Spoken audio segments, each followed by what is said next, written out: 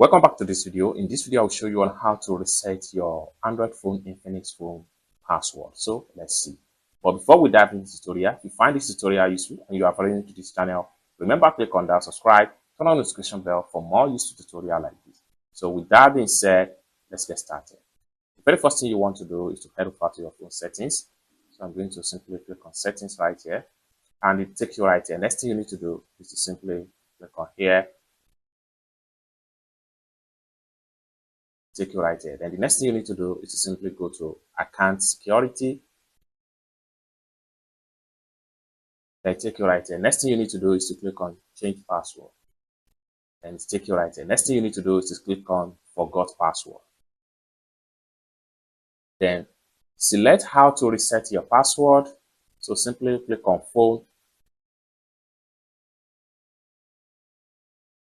Then enter your mobile number right here, like so. Then the next thing you need to do is to type in the character right here. And the next thing you need to do is to simply click on get code. And the code has been sent. I will just copy it and paste it right here. And the next thing I'm going to do is to simply click on next.